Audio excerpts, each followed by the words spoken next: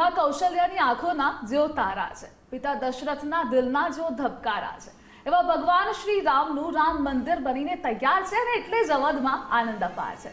ગુજરાત ફર્સ્ટની વિશેષ રજૂઆત સાથે હું છું ધ્રુવિશા આપની સાથે। હાલમાં જ ગીતા રબારીનું રામ ભગવાનને લઈ ગીત ખૂબ જ ચર્ચામાં આવ્યું છે અને વડાપ્રધાને તેને ટ્વીટ પણ કર્યું છે અને એ જ ગીતના કમ્પોઝર અને રાઇટર સુનીતા જોશી આપની સાથે જોડાઈ ગયા છે। સુનીતાબેન, ગુજરાત ફર્સ્ટમાં આપનું સ્વાગત છે। આભાર બેન। સુનીતાબેન, સૌથી પહેલા એ પૂછવા માંગીશ, ગીતા રબારીનું જે ગીત હમણાં વાયરલ થયું છે એ આપે લખ્યું છે, આપે રચના કરી છે, આપ રચયિતા છો અને વડાપ્રધાને એને ટ્વીટ કર્યું છે। કેટલી ખુશી એમના ટ્વીટથી પહેલા? ખૂબ જ આનંદ થાય છે। જ્યારે તમે આ ગીત લખ્યું ત્યારે કેવી અનુભૂતિ, કેવી લાગણીઓ હતી? લાગણીઓ શ્રી રામ માટે ખૂબ જ છે, કારણ કે આપણા ભગવાન છે અને એમનું જે આ સંઘર્ષ બાદ રામ મંદિર પ્રતિષ્ઠા થવાની હતી એ અમે જાણતા હતા અને ત્યારથી ચર્ચા હતી। તો એ વખતે પૂજ્ય લોકો અમારા ત્યાં ફાળો લેવા આવેલા અને ત્યારે મેં રામ ભગવાનની છબી જોઈ અને મને અંદરથી આ ગીત સ્ફૂર્યું અને મેં 4 લાઈન ગીતની કરી ગાઈ લીધી। આજે જશ્ન મનાઓ સારી દુનિયા में मेरे राम लला जी घर आए, आज फूल बिछाओ सारी बगिया के अयोध्या में उत्सव छाए। અને એ રીતે આ ગીતની રચના કરી અને પછી આખું ગીત મેં સમય લઈને લખ્યું હતું, પણ ખૂબ જ લાગણીથી લખ્યું હતું। લાગણી અને ભાવ તો એમાં હોવાનો જ ગીત, પણ આપે કહ્યું કે ગીત લખવામાં મને સમય લાગ્યો હતો। કેટલો સમય લાગ્યો હતો આપે આખું ગીત જે રચના કરી એમાં? મેં રચના કરી એક જ દિવસમાં મેં લખી નાખ્યું હતું ગીત, માત્ર એક દિવસમાં ગીત લખ્યું હતું આખું ગીત અને 2021માં આ ગીતની રચના થઈ હતી। અચ્છા, જ્યારથી આપ રચયિતા તો છો, કમ્પોઝર છો અને ગીતો આપ લખી રહ્યા છો, અનેક સેલિબ્રિટીઝના ગીતો આપે લખ્યા છે, તો કયા કયા ગીતો છે, કયા સેલિબ્રિટીઝના ગીતો આપે કમ્પોઝ કર્યા છે, આઈ મીન જે લખ્યા છે? હા, મોસ્ટ બધા જ કમ્પોઝ મેં કરેલા છે। એમાં ઐશ્વર્ય મજમુદારનું એક ગીત છે, કાનુડાની દીવાની થઈ, એ લગભગ હમણાં થોડા ટાઈમ પહેલાં જ આવ્યું હતું અને એક આજે પણ રિલીઝ થયું છે મનીષ જોશીનું કેસરિયા। એ બધા ગીતો મારા લખેલા છે અને બીજા અન્ય કલાકારોના ગીતો પણ લખ્યા છે। જી, અને હાલમાં જે ગીત ગીતા રબારી વાળું આપે લખ્યું છે, ગીતા રબારીએ એને ગાયું અને અત્યારે હાલ સૌથી વધારે ચર્ચામાં છે, તો કેવી આપ ખુશી અનુભવો છો? હું કહી નથી શકતી શબ્દોમાં, બહુ જ આનંદ થાય છે, કારણ કે આપણા માનનીય શ્રી વડાપ્રધાન નરેન્દ્રભાઈ મોદી છે, એમણે ટ્વીટ કર્યું છે, એમણે સોશિયલ મીડિયામાં શેર કર્યું છે, તો ખૂબ જ લાગણી થાય છે, ખૂબ જ આનંદ અનુભવું છું એના માટે। આપ જેવી રીતે આપે કહ્યું કે આપણે અનેક સેલિબ્રિટીઝના ગીતો લખ્યા છે, એટલે આપે બોલિવૂડના ગીતો પણ લખ્યા છે, અલગ અલગ ઘણા બધા, અને આપે સ્પિરિચ્યુઅલ ગીતો એટલે કે રામ નામની ભક્તિ વાળું જે ગીત લખ્યું છે, આ બંનેમાં તફાવત શું, કેવી લાગણીઓ હતી બંનેમાં અલગ અલગ? અને જ્યારે આપે આ રામ મંદિરને લઈ, રામ લલ્લાને લઈ જે ગીત લખ્યું ત્યારે કેવી લાગણીઓ?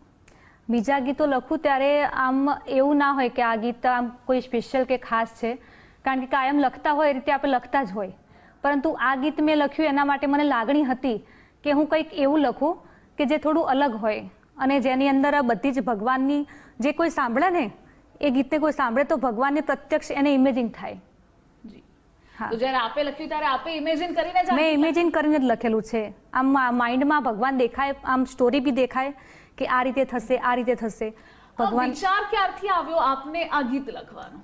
વિચાર મેં કહ્યું ને એ રીતે કે અમારા ઘરે ફાળો લેવા માટે આવે ને તો ભગવાન રામની છબી હતી, એ છબીને જોઈને તરત મને આ 2 લાઈન તો તરત મનમાં સ્ફૂર્ણા થઈ ગઈ હતી કે ભગવાન રામ મારા ઘરે આવ્યા છે। આ તો વાત થઈ ગીતની, પણ આપે કહ્યું કે આપ એક સમયે સિંગર પણ હતા, આઈ મીન ગીતો ગાતા પણ હતા, આપે રાઇટિંગ ગીતો લખ્યા પણ છે, કમ્પોઝ પણ કરો છો, ક્યારથી તેની શરૂઆત થઈ હતી? એ કોઈ ટર્નિંગ પોઈન્ટ લાઈફનો? ટર્નિંગ પોઈન્ટ એટલે કે હું લગભગ 2005 થી 11 સુધી સિંગિંગ કરતી હતી, પછી ત્યારે આટલું બધું સોશિયલ મીડિયા કંઈ હતું નહીં, એના પછી મેરેજ થઈ ગયા તો મેં સિંગિંગ છોડી દીધું હતું, કારણ કે અમે ઉત્તર ગુજરાતમાં રહેતા હતા, એટલે પછી મેં છોડી દીધું। એના પછી અમારા જે પરસોત્તમ રૂપાલા સાહેબ છે એમની પ્રેરણાથી પછી મેં લખવાનું શરૂ કર્યું છે।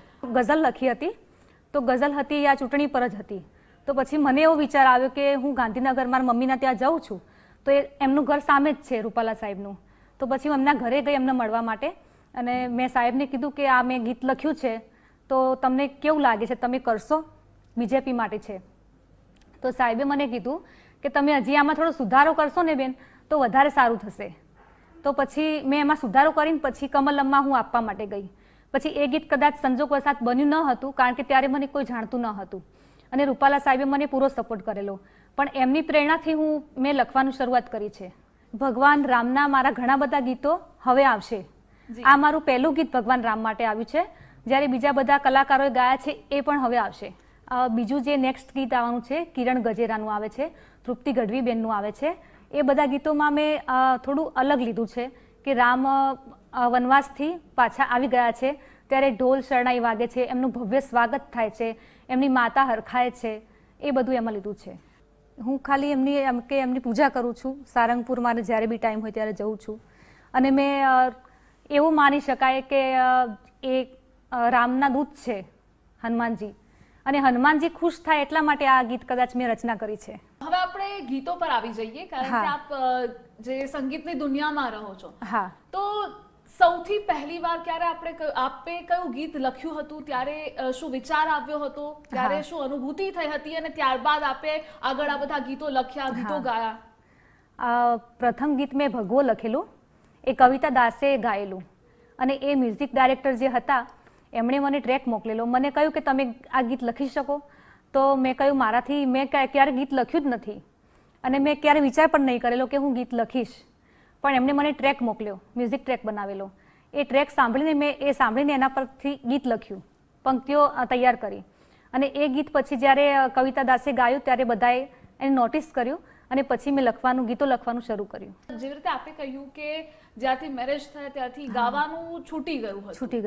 તો આ જે આખી સફર હતી આપની, કેવો ફેમિલીનો સપોર્ટ રહ્યો હતો આપને આ આખા તમારા કરિયરમાં? હા, એ પણ ફેમિલીનો સપોર્ટ સારો છે. મને કંઈ પણ હોય તો એડજસ્ટ કરી લે છે. આવી રીતે ક્યાંય જવાનું હોય કે કોઈ રેકોર્ડિંગ હોય તો પણ સાચવી લે છે બધા. આપે જે ગીતો લખવાની શરૂઆત કરી, ત્યારબાદ આપણે અમુક ગીતો પણ લખ્યા છે સેલિબ્રિટીઝના, અલગ અલગ ઘણા સેલિબ્રિટીઝના લખો છો. તો સૌથી વધારે તમને ગીતો લખવામાં કયા એવા ગીતો છે કે જે લખવામાં સૌથી વધારે મજા આવી? પછી સ્પિરિચ્યુઅલ હોય કે અલગ અલગ કોઈ પણ કન્સેપ્ટ સાથે આપ લખતા હશો ગીતો. હા, એક તો આપણું આ ગીતાબેનનું છે. એ ગીત લખવાની મને ખૂબ જ એમ કે લાગણીથી મેં લખ્યું છે અને મને ખૂબ મજા આવી લખવાની. અને બીજું ઐશ્વર્યાબેન મજમુદાર છે, એમનું કાનુડાની દીવાની થઈ, એમાં પણ મજા આવી લખવાની. પછી એક ઋત્વી પંડ્યાનું છે, એ પણ ખૂબ સારું ગયું. અને બીજું એક મહાદેવની આરતી, એ પણ મેં લખેલી, એમાં પણ સારું લાગેલું. અને જ્યારે ગીતાબેને આપનું આ ગીત ગાયું અને એ જે કન્વર્ઝેશન હતું આપનું અને ગીતાબેન સાથેનું, આપના શબ્દો હતા અને એમને ગાયું છે, અને આજે આખી દુનિયા એ શબ્દો પર ડોલે છે, આખી રામમય એક માહોલ બની ગયો છે. તો એ જે આપના બંનેનું બોન્ડિંગ હતું, આપનું અને ગીતાબેન, એ બંનેનું, એના વિશે જણાવશો.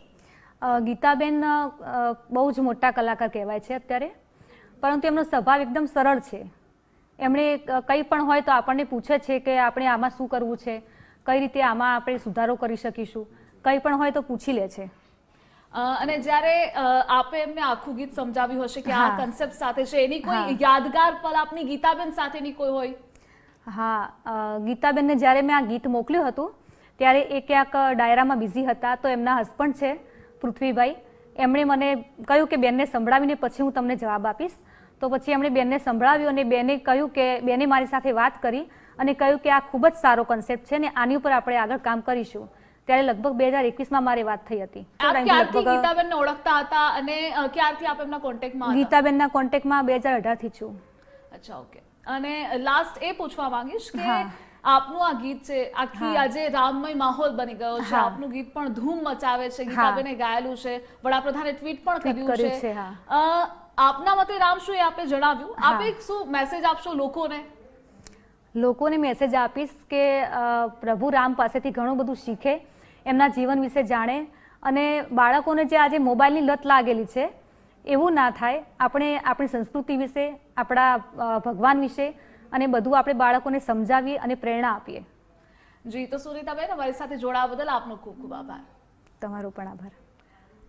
તો આવી જ રીતે વિશેષ કાર્યક્રમો રામોત્સવમાં આપણે કરતા રહીશું. હાલ મને રજા આપશો. નમસ્કાર.